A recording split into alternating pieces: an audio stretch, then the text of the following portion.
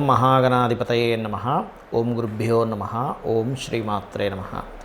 పరమేశ్వర స్వరూపమైనటువంటి జ్యోతిష, వాస్తు మరియు ఇతర అనేకమైనటువంటి శాస్త్రములను మనకు అందించినటువంటి మహర్షులకి నమస్కారం.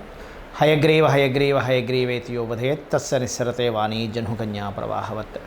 అరుణాం కరుణాతరంగితాక్షీం ధృతపాశాంకుశపుష్పబాణచాపాం అనిమాదిభిరావృతాం మయూకైః అహమిత్యేవ విభావయే భవానీం. శ్రీమాత్రే నమః.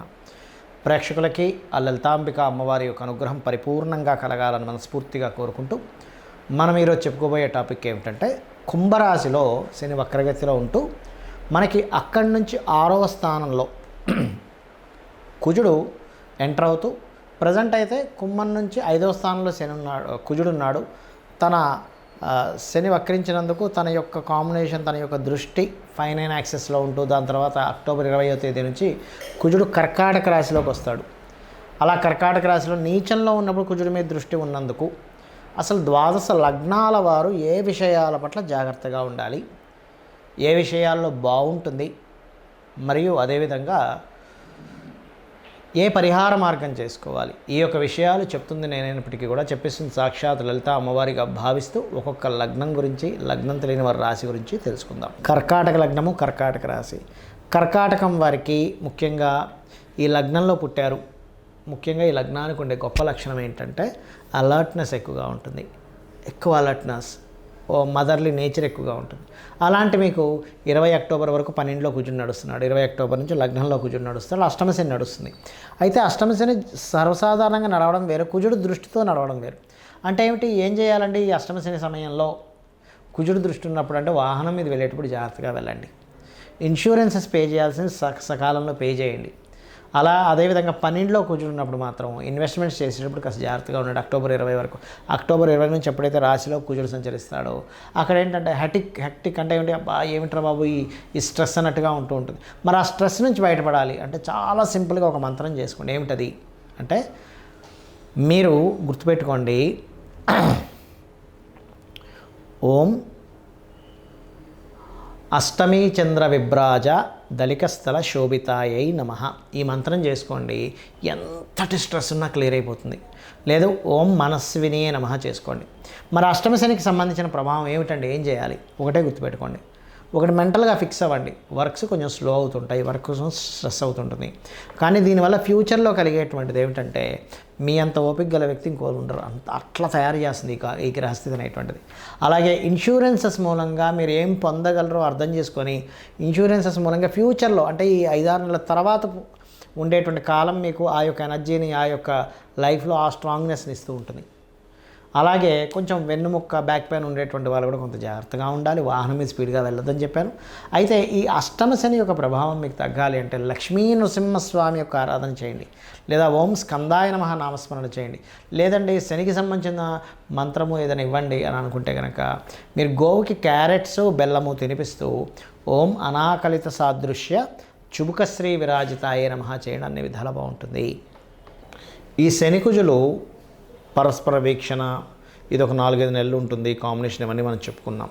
అయితే ఈ కాంబినేషన్స్ ఉన్నప్పుడు ఎవరి మీద ఎక్కువ ప్రభావం చూపిస్తుంది, ఇది మోస్ట్ ఇంపార్టెంట్. ఎలా అంటే చూడండి, ఇప్పుడు మనకి చలికాలం వచ్చింది.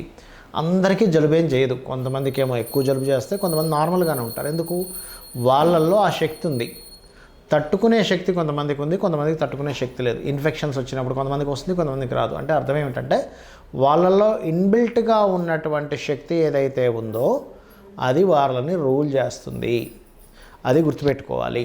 అలాగే మరొక విషయం ఏంటంటే, మరి ఎవరి మీద ఎక్కువ ప్రభావం చూపిస్తుంది? మీ జన్మజాతకంలో కనుక శని కుజుల వీక్షణలు ఉన్నా, అంటే శని నుంచి కుజుడు అష్టమంలో ఉండడం, లేకపోతే శని నుంచి కుజుడు సప్తమంలో ఉండడం, చతుర్థంలో ఉండడం, దశమంలో ఉండడం, అంటే 4 and 10 యాక్సెస్ ఇట్లా ఉన్నాయి, లేదా కలిసి ఉన్నారు, అప్పుడు మీరు మరింత జాగ్రత్తగా ఉండాలి. అదీ కాకుండా ఆ కాంబినేషన్ ఉన్నటువంటి వారు పర్టికులర్గా మహాదశ కూడా నడుస్తుంది అనుకోండి. అంటే శని కుజులు కలిసి ఉన్నారు లేదా వీక్షణలో ఉన్నాయి, ఆ మహాదశ నడుస్తుంది. కుజ మహద్దశో, శని మహద్దశో, లేకపోతే ఆ రెండూ కలిసి ఏ రాశుల్లో ఉందో ఆ రాశి దశ. అంటే ఉదాహరణకి బుధ రాశుల్లో ఉంది, బుధదశ వచ్చిన, కర్కాటకంలో చంద్రరాశిలో ఉంది, చంద్రదశ వచ్చిన, సింహరాశిలో ఉంది, రెండు కాంబినేషన్ కలిసి రవి యొక్క మహాదశ వచ్చినా ఇట్లా ఆ రెండో కలిసి ఏ రాసుల్లో ఉన్నాయో ఆ మహాదశ, లేదా రెండు విడివిడిగి రాసుల్లో ఉంటే ఆ అంతర్దశ మహాదశ, ఎందుకంటే అవి రూల్ చేస్తూ ఉంటాయి. కాబట్టి ఇది గుర్తుపెట్టుకోండి. మరి కొంతమందికి ఏమండి మాకు రాశి తెలియదు, నక్షత్రం తెలియదు, లగ్నం తెలియదు, మేము ఏం చేయాలని అడుగుతూ ఉంటారు. అలాంటి వారు చేయవలసింది ఏమిటి అంటే సింపుల్గా ఏమీ లేదు. ఇక్కడ మీకు దగ్గరలో గోశాల ఉన్నట్లయితే గోవు దగ్గరికి వెళ్ళి చక్కగా మీరు క్యారెట్లు బెల్లము తినిపించండి. మంత్రం ఏం చేసుకోవాలి? లలితా సహస్రనామాల్లో ఓం అనాకలిత సాదృశ్య చుబుకశ్రీ విరాజితాయై నమః, ఓం స్కందాయ నమః, లేదా ఓం హరిమర్కటాయ నమః, ఈ రెండు కలిపి కూడా చేసుకోవచ్చు. ఓం అనాకలిత సాదృశ్య చుబుకశ్రీ విరాజితాయై నమః, ఓం హరిమర్కటాయ నమః, ఈ రెండు సంపుటీకరణ చేసినట్టుగా కూడా చేసుకుంటే మీకు ఆ శని కుజులు ఎవరైతే ఉన్నారో ఆ ఎనర్జీ ఫార్మింగ్ చేసేటువంటిది ఎలా అంటే ఇప్పుడు బాగా బయట చలేస్తుంది, కానీ కోట్ వేసుకున్నాం, స్వెటర్ వేసుకున్నాం, మనకు చలియదు. ఎందుకు? బయట చల్లింది కదండి, అంటే మీరు ఒక రక్షణ కవచాన్ని పెట్టుకున్నారు. అలాగే ఒక మంత్రం అనేటువంటిది ఏం చేస్తుందంటే ఆ ఎనర్జీని ఫామ్ అవ్వనివ్వకుండా చేస్తుంది. ఇది గుర్తుపెట్టుకోండి. అలాగే మరొక విషయం ఏంటంటే ఎప్పుడైనా ఈ శనికుజులు ఉన్నప్పుడు ఏమవుతుందంటే మనుషుల్లో అన్నిట్లో కూడా ఒక అగ్రెసివ్ నేచర్ని ఇస్తుంది. మనుషులు మాత్రమే కాదు, మీరు పెంచుకునేటువంటి పెంపుడు జంతువుల్లో, అది గుర్రాలు కావచ్చు, కుక్కలు కావచ్చు, పిల్లిలు కావచ్చు, ఏదైనా పెంపుడు జంతువులు చూస్తున్నాం అనుకోండి, అవి కొంచెం అగ్రెసివ్గా ప్రవర్తిస్తుంటాయి. అలాంటప్పుడు మనం చూడండి కొన్నిసార్లు చూస్తుంటాం, ఓ పిల్లవాడు ఎవరో వెళ్తుంటే కుక్కలేవో వెంటబడ్డా ఆయన ఇట్లాంటివి. అంటే ఏమిటి? చిన్నపిల్లల్ని ఎక్కడికైనా పంపించేటప్పుడు పెద్దవాళ్ళకంటే ప్రాబ్లం లేదు, అక్కడ కాస్త ఈ జంతువులు ఉన్నాయి, ఈ రోడ్డు మీద ఉండేటువంటి కొన్ని ఉంటుంటాయి. ఒక్కోసారి ఆవు వచ్చే ఉన్న పొడి చేస్తుంటే, ఎద్దు వచ్చే ఉన్న పొడి చేస్తుంది, లేనట్లయితే కుక్కలు వచ్చేవి చేస్తుంటాయి. ఒక్కోసారి కొన్ని ఊర్లలో కొన్ని చింపాంజీలు, కోతులు లాంటివి వచ్చే వాళ్ళలో చేస్తూ ఉంటాయి. అంటే ఏమిటి? జీవజాతిలో ఆ కాంబినేషన్ అనేటువంటిది ఒక అగ్రెసివ్ నేచర్ని క్రియేట్ చేస్తుంది. మనుషుల్లో ఒక అగ్రెసివ్ నేచర్ని క్రియేట్ చేస్తుంటుంది. చిన్న విషయాలకే గొడవలు పెట్టేసుకుంటూ ఉంటారు. మళ్ళీ ఏదో యుద్ధ వాతావరణంలోకి వెళ్ళిపోతూ ఉంటుంది. యుద్ధం వద్దనుకుంటేనే మళ్ళీ యుద్ధం చేస్తూ ఉంటుంటారు. ఇలాంటివన్నీ కూడా జరుగుతుంటాయి. కాబట్టి మీరు కనుక ఈ రెండు నామాలు రెగ్యులర్గా కనుక చేస్తూ నువ్వులు కందులు దానంగా ఇస్తూ ఉన్నట్లయితే మీకు డేట్ ఆఫ్ బర్త్ ఉన్నా లేకపోయినా మీ గ్రహస్థితి తెలిసినా తెలియకపోయినా ఇబ్బంది ఉండదు. అయితే ఇక్కడ ముఖ్యంగా గోచార గ్రహం యొక్క ప్రభావం కొంతే ఉంటుంది. మీకు ముఖ్యంగా మీ జన్మజాతకంలో లగ్నం ఎలా ఉంది, మీ స్థితి తెలుస్తుంది.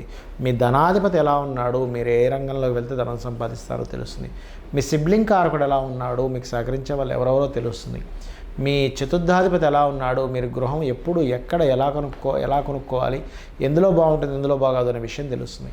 అదేవిధంగా మీ సంతానము, మీరు పూర్వజన్మలో చేసినటువంటి కర్మ, వివాహ జీవితము, ఆల్ ఆఫ్ సడన్గా ఎప్పుడు మార్పులు వస్తున్నాయి. ఏ ఉద్యోగంలో వెళ్తే మీరు సెటిల్ అవుతారు, ఏ వ్యాపారం చేస్తే బాగుంటుంది, మీకు ఇన్వెస్ట్మెంట్స్ ఎప్పుడు చేయాలి, విదేశాలకు వెళ్ళాలా వద్దా, ఎక్కడ టర్నింగ్ పాయింట్ ఉంది, ఎక్కడ మీరు లక్కీ నెంబర్స్ని ఎలా ఎంచుకోవాలి, ఇవన్నీ కూడా మీ జన్మజాతకంలో ఉంటాయి. అంటే మీ జన్మజాతకం 90% to 80 to 90% రూల్ చేస్తే ఒక 10 to 20% గోచారం రూల్ చేస్తూ ఉంటుంది. అంటే గోచారంలో ఈ కండిషన్ ఉంది కాబట్టి మీ జన్మజాతకంలో కూడా ఆ కండిషన్ సంబంధించి నడుస్తున్నప్పుడు మీరు జాగ్రత్త చూసుకోవాలి.